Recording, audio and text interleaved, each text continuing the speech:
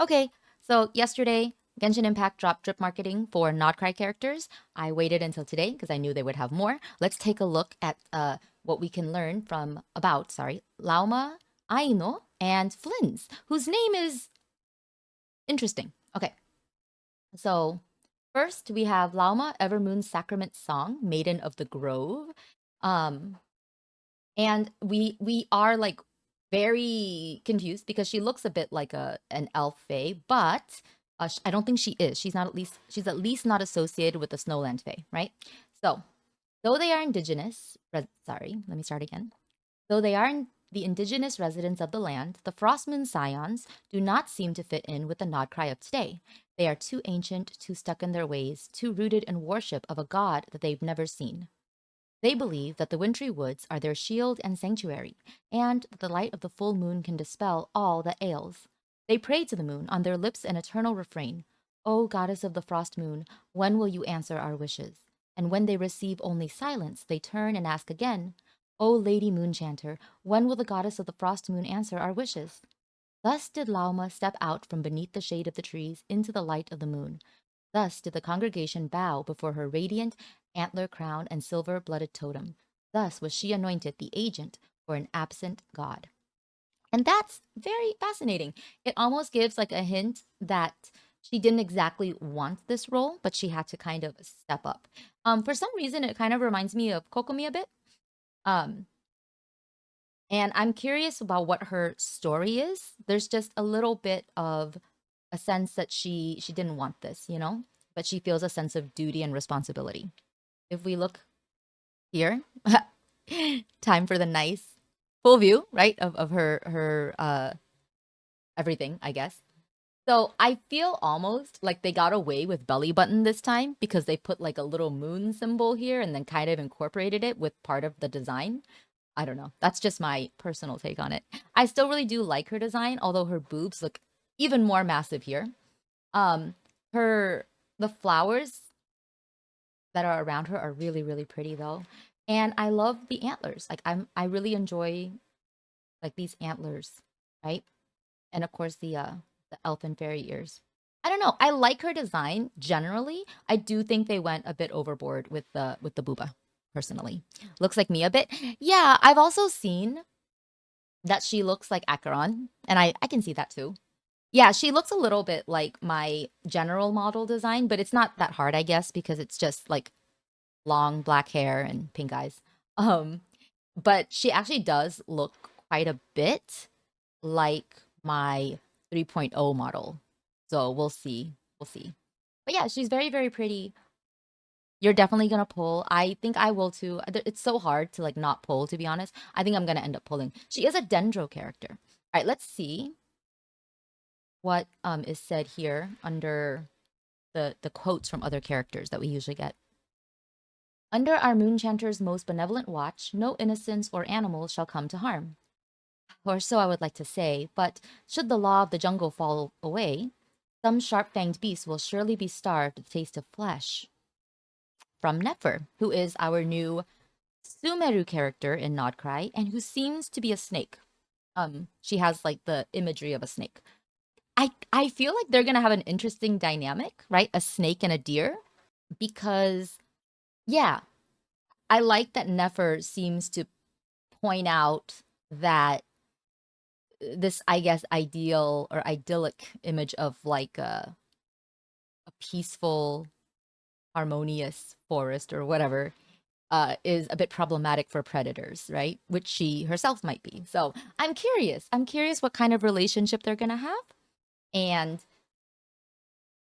what kind of dynamic that they're going to like show us, right? Yeah, I'm excited to see though. Oh, in this bigger picture, right, we get a more of a look at her shoes. I really do like her shoe design as well. Very pretty. I don't have much to say about her. I am excited though to like when she arrives and hopefully I'll be able to pull for her. I'm still trying to pull for Nefa though. Let's take a look at Aino. Aino we saw in Nefa's like uh animated trailer and she looks really cute and also sad and lonely. So I already love her, right? I think she's probably gonna be a 4-star. That was my impression. from the like trailer. And I also look at Aino and like she and Lauma's drip marketing were released the same day. So I wonder if that means that like they're gonna be together in first phase and then Flins will be in second phase. Or maybe I'm overreading into that. I don't know. But let's look at Aino. Okay, Aino, parent of the Clink Clank Krumkake craft shop. Oh my god, that is a tongue twister, and I am not equipped to say that today, but whatever. Okay, a chaotic place lashed by howling frigid winds. For many, this is their first impression of Nodcry.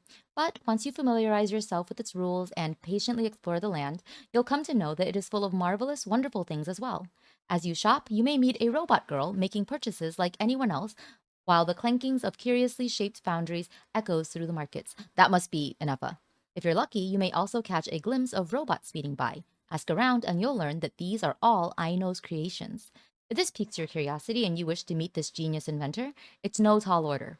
Just walk out of Nasha Town and head to the outskirts, where a giant metal building awaits. Before even stepping inside, you'll be greeted by a unique aroma, a blend of machine oil, metal, and krumkakes, the smell of home for Aino, who stays here with Anefa, her all-purpose household robot. Aino lives life by a simple creed. Invent interesting mechanical wonders for fun, and when not tinkering away, enjoy the best snack in the world, Anefa's freshly baked krumkakes. However, I'm also wondering if like I'm pronouncing that word right. What if it's just crumb cakes? What if I should just be pronouncing it crumb cakes? Anyway, however, not all are lucky enough to meet this genius mechanic. Any who do not appreciate her creations will see the craft shop's door slam shut in their face. So before flooding her with endless new requests, maybe shower Aino's designs with some well-deserved praise first. Otherwise, well, wouldn't it be a shame if disgusting krumkake started popping out of your next mechanical device for whatever reason? Interesting. Why would they be disgusting? I thought we liked them. I'm confused. I don't know why it's so funny. It says parent here when she is this tiny little child, right? She's very, very cute. I think it's hilarious that she's got a screw in her hair, right? Like to hold part of her hair up. That's really cute. She has no hands.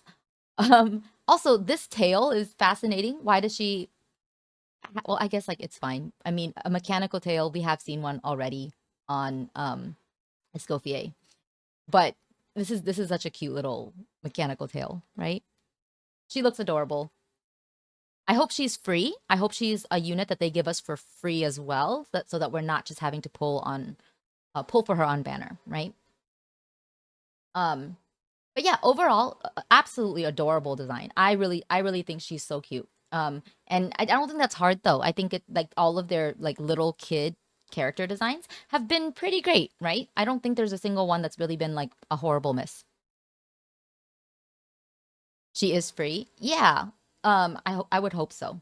She's very cute. I like her mismatched socks, to give that additional sense that she is just a little bit, eccentric.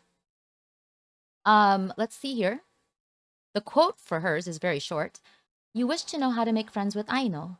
Analyzing data. Generating answer. First, say no to savory krumkakes. Second, admire Aino's inventions. Third, play with Aino often. Oh, that's cute. That's very, very cute. Also, I did a robot voice automatically. I hope that wasn't too awkward though. Um, the title is Clinky Clank Gadgets a Go Go. What a silly name. Okay, and her vision is Hydro. Ooh, I didn't get a chance to look at any vision. Um, so that's interesting that she's gonna be a Hydro character, another Hydro character. So she's got to be pretty decent, right? Just on account of being Hydro. Anyway, hi Luffy, how are you doing? Hope you're well. But yeah, if you're a Hydro character, I feel like it's really hard to suck. You know what I mean?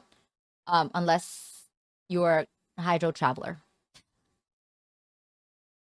Oh, poor Hydro Traveler. Okay.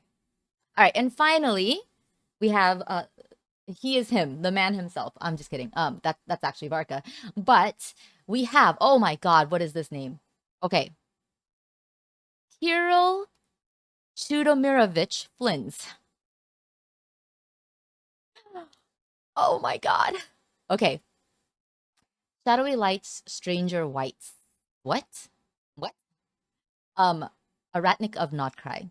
So yes, he is part of the Lightkeeper faction, which yeah, they're basically patrol, who hunt down the Wild Hunt, who are abyssal creations, that wander and threaten Notcry, right? So that's pretty cool. Um, he has a very edgy kind of look, right? I wonder what kind of personality or character that he's gonna have. He seemed quite gentle when he spoke in the trailer. Hydro Traveler. This is why we have a Cappy command. I'm gonna put the Cappy command in. There we go. Okay. During harvest season, no visitor would be considered too strange a guest at the festivities. As the setting sun cast its light over the marketplace, such a scene soon unfolded. A certain gentleman arrived as well, and curious locals soon drew him into their lively conversations. Hmm, okay. The gentleman introduced himself, Flins, a warrior of the Lightkeepers. He had been awarded a civilian commendation medal in recognition of his squad's efforts in repelling abyssal creatures. The incident happened a long time ago. Though no one had stepped forward to organize it, the people wordlessly agreed to express their gratitude this way. The medal had been heavy, delivered to him in a time-worn box. Considering how many casualties the operation had racked up, Flins did not think even 10 medals could do justice to the losses. There used to be more of them, 7 or 8 in his squad. But now, only Flins remained, guarding the cemetery near the lighthouse. My god! And he's Electro, not Animal? Jesus. Although I guess, like, this isn't so... I mean, yeah, Kinich had also quite a tragic backstory. But for a moment, the crowd fell silent. The story brought to mind many things. The wild hunt, the monsters, as well as other memories that weighed heavily on the heart. Sorrow rendered them speechless. Some others had questions, and so they asked them, but Flins did not answer. He kept his head down, seemingly reminiscing. Compared to other lightkeepers, Flynn spoke with an air of elegance. He did not deign to answer questions about his origins or whether he had any siblings. Instead, he was more inclined to talk about distant, unrelated matters. He had a way of recounting events with perfect measuredness, justice, and conversation, never excessive. The past, through his words, made listeners think to themselves, what an unforgettable tale. Okay, so he's a good storyteller. That makes 3. Considering the vast majority of his audience lacked much life experience, many who listened to Flynn's did so out of curiosity, and it just so happened that his actions fit precisely this need. He invariably selected tales perfectly tailored for public retelling. Oh, so that's interesting. He's also a storyteller. I wasn't expecting that, right? Um, I do like though that the characters like are a bit like multi-dimensional. He's not just gonna be, you know, edgy warrior type. He seems to be a man of elegance. So this is his full design. I like that his hair is actually quite long. It has like, you know, that impression of like short hair, but then like yeah, there's actually quite a lot back here. His design is quite nice, generally speaking. It's not it's not like too fancy or anything though, but it looks good. It just looks really good, right? A bit safe, actually, I would say. His design seems a little bit safe. You thought Oreo was gonna be like that, and then the Tism hit. Oh my gosh, I love that though, right? I love the gap moy, right? And that's definitely Odoron. I don't think that there's quite a gap here for him.